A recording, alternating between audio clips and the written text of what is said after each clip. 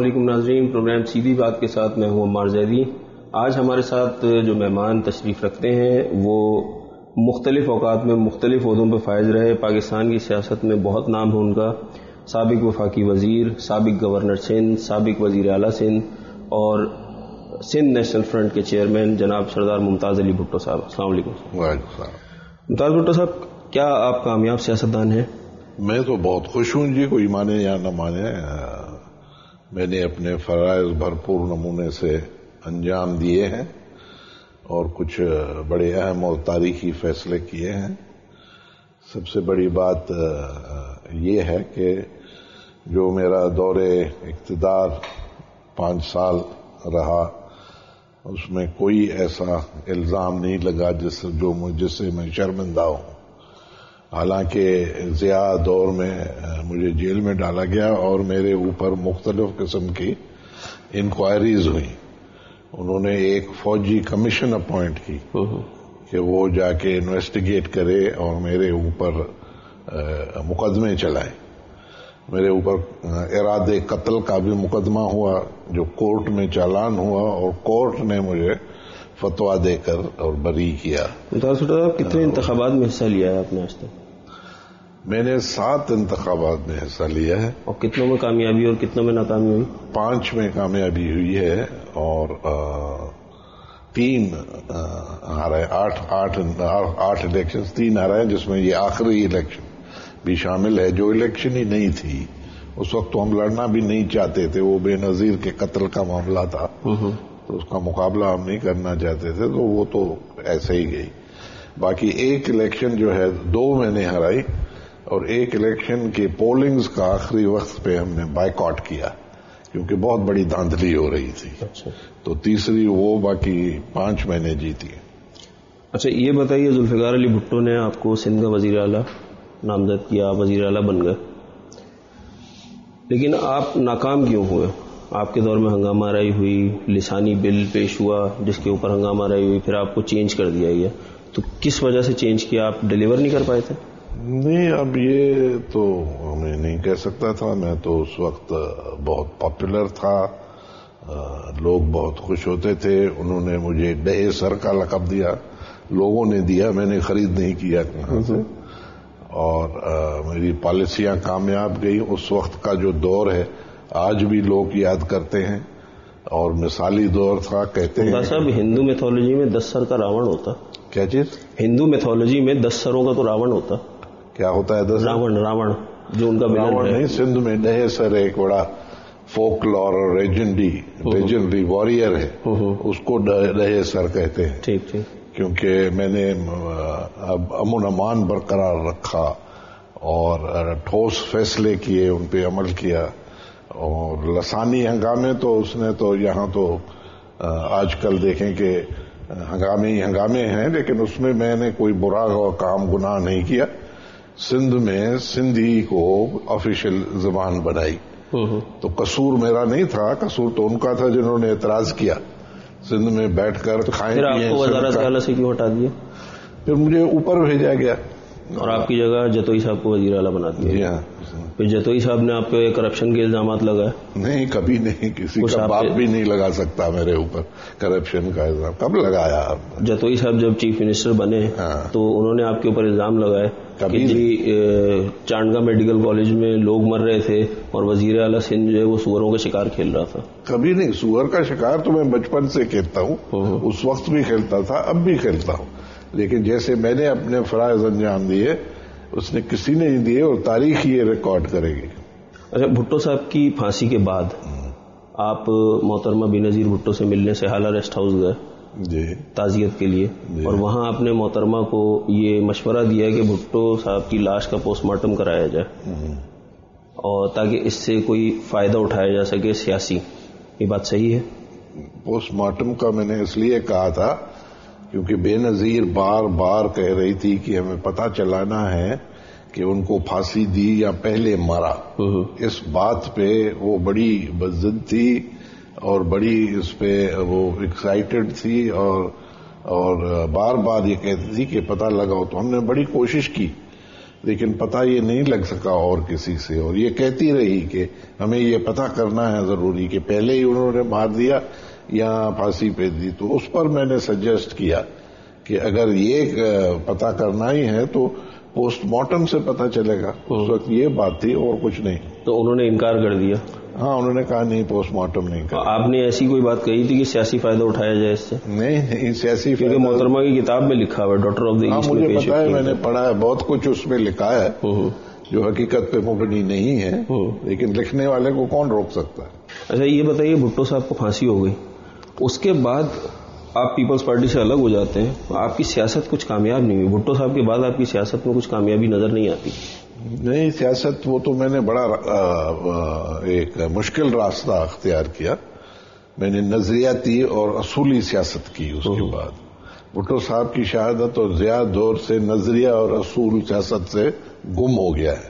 صرف اقتدار کی سیاست لوگ کرتے ہیں گھٹ جوڑ کے ذریعے, اس سے ملے, اس سے ملے, یہ کیا وہ کیا اور اقتدار میں آ گئے. تو نظریاتی سیاست اس ملک میں کرنا بہت مشکل ہے, اور جس نے بھی نظریاتی سیاست کی اس نے مشکلاتوں کا سامنا کیا. میں نے جان بوجھ کے دیکھ کر نظریاتی سیاست کی چھوٹے صوبوں کے حقوق کی, اور مجھے پتا تھا کہ یہ بڑا مشکل راستہ ہے, لیکن یہ میں نے پسند کیا. یہ قسم کی گھٹ جوڑ کی اور جھوٹ پر مبنی سیاست, اور آج کل کے سیاستدان جیسے کہتے ہیں کہ سیاست میں کوئی آخری بات نہیں ہوتی, سیاسی وعدہ جو ہے وہ آیت نہیں ہے اور حدیث نہیں ہے, یہ بے ایمانی کی سیاست ہے. تو بے ایمانی کی سیاست میں نے نہیں کی, میں نے سچ اور حق کی سیاست کی, لیکن عوام, اور اس کا راستہ یہاں بہت مشکل رہا ہے. مگر عوام نے آپ کا ساتھ نہیں دیا. اور ایسے نہیں ہے کہ عوام نے ساتھ نہیں دیا, عوام نے تو ساتھ دیا, لیکن اتنا نہیں دیا جتنا کہ آپ تبدیلی لا سکیں, کہ ہاں تبدیلی لا سکیں اور اقتدار میں آ سکیں. یہاں لوگ ان کے پیچھے بھاگتے ہیں جو سمجھتے ہیں کہ یہ اقتدار میں آ جائیں گے, پھر خود بھی مال بنائیں گے, اور جو کچھ بچ گیا تو وہ ہمیں نصیب ہوگا. تو نظریاتی سیاست کرنے والے کے یہ ایسے امکان کم ہوتے ہیں. اچھا, آپ نے پیپلز پارٹی کیوں چھوڑی؟ نہیں چھوڑی, مجھے تو نکالا گیا تھا. کس وجہ سے؟ یہی میں نے سجیشن دی کہ یہاں اب جو بھٹے شہید نے راستہ دکھایا تھا اسی راستے پہ چلتے ہوئے ہم عوامی سیاست کرتے رہیں, اور جس میں اب چھوٹے صوبے جن کے ساتھ بڑا ظلم ہوا ہے اس ملک میں, اور آج دیکھیں کیا صورتحال ہے کہ چھوٹے صوبے تو الگ ہو رہے ہیں, تو ان کے حقوق کی بات کریں. تو کس نے آپ کو نکالا پیپلز؟ یہ بے نظیر نے کہا کہ یہ نہیں, ہمیں اقتدار کی سیاست کرنی ہے, ہمیں اقتدار میں آنا ہے اور اس کے بعد دیکھیں گے. تو اس پر پھر جب میں نے ادھر سندھی بلوچ پشتون فرنٹ بنایا تو مجھے نکال دیا گیا پارٹی. تو ممتاز صاحب, ان کا پوائنٹ آف ویو صحیح نہیں تھا, کیونکہ اقتدار میں آ کے ہی کوئی تبدیلی آپ لا سکتے ہیں, ورنہ نظریاتی سیاست کر کے آپ کوئی تبدیلی تو نہ لا سکے. جو بھی اقتدار میں آئے ہیں کیا تبدیلی انہوں نے لائی ہے؟ اگر آپ ان کی اس وقت بات مان لیتے اور آپ ان کے ساتھ ہی رہتے تو شاید کچھ آپ کچھ اپنا تو نہیں. پھر تو یہ بات میں نہیں کر سکتا نا, یہ بات کرنا تو جرم تھا, مجھے نکال دیا گیا پارٹی میں. اگر میں ان کے ساتھ رہتا تو یہی سیاست کرنی پڑتی جو آج کل کر رہے ہیں, اور زیادہ دور کے بعد جو ہوتی آئی ہے. اچھا ممتاز صاحب, آپ کے بارے میں ایک بڑے اخبار میں ایک بڑے صحافی نے ایک بات لکھی کہ آپ نے نصرت بھٹو کو دوران عدت شادی کی پیشکش کی تھی. اس میں کوئی حقیقت ہے؟ یہ تو بکواس ہے. وہ تو ہماری بھابھی تھی, بہن تھی, ہم ماں کی طرف اس کو سمجھتے تھے. بولنے والے تو کیا کیا کہتے ہیں, خدا اور رسول کو بھی معاف نہیں کرتے. ایسی کوئی بات آپ نے آپ کی طرف سے تردید ہے؟ کوئی نہیں. اچھا, آپ محترمہ بے نظیر بھٹو جب زندہ تھیں تو اس وقت آپ نے جب ان کی شادی ہو گئی تو آپ نے کہا کہ یہ بھٹو خاندان کا حصہ نہیں ہے, یہ زرداری خاندان کا حصہ ہے, ایسی بات تھی؟ ہاں بالکل ٹھیک. تو اب آپ ان کی قتل کی FIR کیوں درج کروانا چاہتے ہیں؟ کیونکہ اور کوئی اس کا خیر خواہ اور وفادار نہیں رہا. جنہوں نے اس کے نام میں بڑے اقتدار کے مزے لوٹے, بھیک مانگنے والوں سے سرمایہ دار بن گئے, لنگوٹی پہننے والوں نے سوٹ پہن لیے, ان میں سے کوئی اس کے قاتلوں کا پیچھا نہیں کر رہا. سب نے اس کو نظر انداز کر دیا ہے. اس لیے بھٹو خاندان کے بزرگ ہونے کے ناطے سے اور قوم کے سردار ہونے کے ناطے سے یہ میری ذمہ داری بن گئی جو میں پوری کر رہا ہوں. باقی سب بھاگ گئے, میرے اوپر کوئی اس کا بوجھ نہیں ہے. ان کو کرنا چاہیے جو کھاتے پیتے آئے ہیں اس کے نام ہے, اور اب بھی اس کی تصویر کے پیچھے میں چھپ کر اور بڑے اقتدار کے مزے لوٹ رہے ہیں. لیکن کیونکہ وہ بے وفائی کر رہے ہیں اس کے ساتھ, اس لیے میں میدان میں نکلا ہوں. کوئی نہیں رہا اس کے قاتلوں کا پیچھا کرنے والا سوائے میرے. تو آپ نے تو ان کو قبیلے سے بول دیا تھا نا کہ وہ الگ ہو گئی ہیں, وہ اس قبیلے کا حصہ نہیں ہے. قبیلے کا حصہ نہیں تھی, لیکن ہماری بچی تو تھی. یعنی کوئی کسی کے دوسرے کے ساتھ شادی کرتی ہے تو اس کی بن جاتی ہے, اس کا نام لیتی ہے, لیکن رشتہ داری تو نہیں ٹوٹتی. اچھا, مرتضی بھٹو کے قتل کا الزام آپ بے نظیر پہ لگاتے ہیں کیونکہ وہ اس وقت پرائم منسٹر تھیں.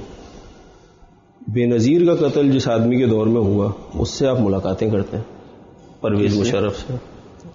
ہاں, لیکن پرویز مشرف کے دور میں ضرور اس کا قتل ہوا, لیکن یہ تو بات واضح نہیں ہوئی نا کہ پرویز مشرف نے مارا اس کو. نہیں تو آپ نے پھر بے نظیر پہ جو قتل کا الزام لگایا تھا تو وہاں یہ بات واضح نہیں ہوئی. میں نے کبھی لگایا بھائی. نہیں, آپ نے یہ کہا نا کہ نہیں لگایا بے نظیر کے اوپر. آپ نے یہ کہا کہ وہ وزیر اعظم تھیں, وزیر اعظم ذمہ داری ان کی. یہ حقیقت تھی ہے کہ اسی طرح پرویز مشرف صدر تھے تو اس طرح ذمہ داری ان کی. آپ نے کیا پرویز مشرف سے یہ بات پوچھی؟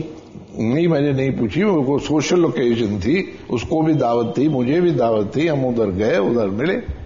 اور کوئی نہیں پوچھتا تو میں کیوں پوچھوں اسے؟ بھئی اس کے بچے ہیں, اس کا میاں ہے, اس کی بہن ہے, اس کی ماں ہے.